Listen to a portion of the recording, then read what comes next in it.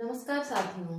इससे पहले जो हमने वीडियो बनाया था उसमें भारतीय संविधान की 12 अनुसूचियों को हमने ट्रिक के माध्यम से आपको बताया था।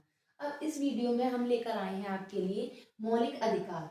जो हमारा भारतीय संविधान है उसमें जो मौलिक अधिकार हमको प्राप्त हुए हैं उनको हम ट्रिक के माध्यम से सीखेंगे किस तरीके से कौन से मौलिक अधिकार हमको मिले हुए हैं। तो उसको हम ट्रिक के माध्यम से एक लाइन हमको याद करनी है। समस्त शोध संस्कृति के उपचार के लिए करते हैं। केवल ये जो एक लाइन दिख रही है ना आपको यही याद करनी है। इससे ये हमें सारे जो हमें मौलिक अधिकार मिले हुए हैं वो हमें याद हो जाएंगे। एक बार फिर रिपीट करते हैं। समस्त शोध संस्कृति के उपचार के लिए करते हैं। यानी कि देखिए 6 मौलिक अधिकार हैं, पहले 7 थे लेकिन एक मौलिक अधिकार को हटा दिया गया है तो हमारे 6 मौलिक अधिकार रह गए हैं। अब इसको हम देखते हैं। समस्त से क्या बनेगा, देखिए सम, इसमें से समस्त में से हम आधा सम काटेंगे। सम से क्या बनना है, समता एवं समानता का अधिकार। जो हमारे अनुच्छेद 14 से 18, अनुच्छेद 14 से लेकर 18 तक जो अनुच्छेद है उसमें हमें समता एवं समानता का अधिकार मिला हुआ है। यानी कि हर व्यक्ति को अपने कानून के समक्ष समान ही माना जाएगा, चाहे वो पैसे वाला हो चाहे गरीब हो, लेकिन उस सबके लिए कानून एक समान है। समस्त से बने स्वतंत्रता का अधिकार। ये हमारे कितने कौन से अनुच्छेद में आ रहा है वो हम देखेंगे। देखिए अनुच्छेद 19 से लेकर 22, तो अनुच्छेद 19 से लेकर 22 में हमें स्वतंत्रता का अधिकार मिला हुआ है। यानी कि हमें बोलने की स्वतंत्रता है जिसे वाक स्वतंत्रता का अधिकार भी कहा जाता है। तो इसमें बोलने की स्वतंत्रता है और एक ये हमारे लिए मोस्ट इम्पोर्टेंट हो जाता है क्योंकि इसमें 21A जो 21 का दिया हुआ है उसमें हमें निःशुल्क शिक्षा का अधिकार है जो कि 6 से लेकर 14 वर्ष के लिए बच्चों के लिए दिया गया है। तो स्वतंत्रता का अधिकार जो ये वाला हम अनुच्छेद याद रखेंगे 21 का। नेक्स्ट हम चलते हैं शोध। शोध में से शो से बनेगा शोषण के विरुद्ध अधिकार। देखिए शोषण के जो विरुद्ध अधिकार है वो अनुच्छेद 23 से लेकर 24।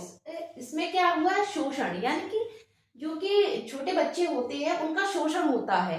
जैसे कि कारखानों में 14 से कम साल के बच्चों को हम काम पर नहीं रख सकते हैं, तो इसके शोषण के विरुद्ध ये अधिकार हमें प्राप्त हुआ है।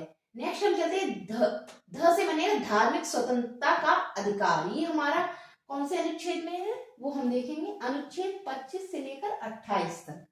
तो इसमें क्या है, धार्मिक स्वतंत्रता का अधिकार। यानी कि कोई भी व्यक्ति अपने मन से किसी भी धर्म में जा सकता है और अपनी पूजा पाठ कर सकता है। उसे हम किसी भी तरीके से बाध्य नहीं कर सकते हैं।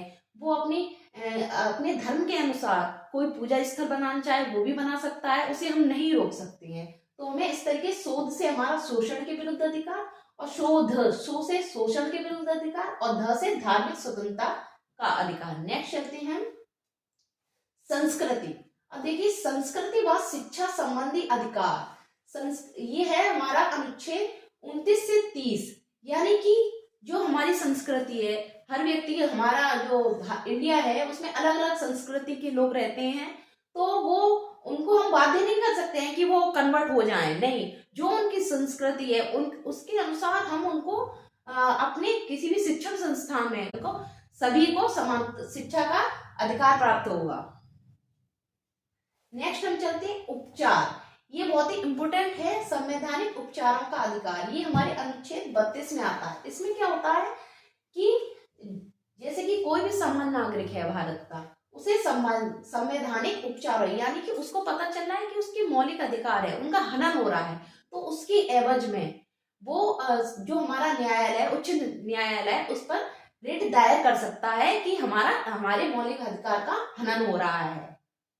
तो इस तरीके से हमने यहाँ पर ट्रिक के माध्यम से अपने मौलिक अधिकारों को याद किया है। इस तरीके से कोई भी आपसे पूछ लिया जाए कि समस्त में समानता का अधिकार किस अनुच्छेद में है, तो हम आसानी से बता सकते हैं। शोषण के विरुद्ध अधिकार किस अनुच्छेद के तहत आता है वो हम बता सकते हैं। और मौलिक अधिकार जो है वो हमारे कहाँ से कहाँ तक आ रहे हैं, कौन से अनुच्छेद से लेकर किस अनुच्छेद तक है, या इनकी संख्या क्या है, ये सब हम इस ट्रिक के माध्यम से हमें याद हो जाएंगे।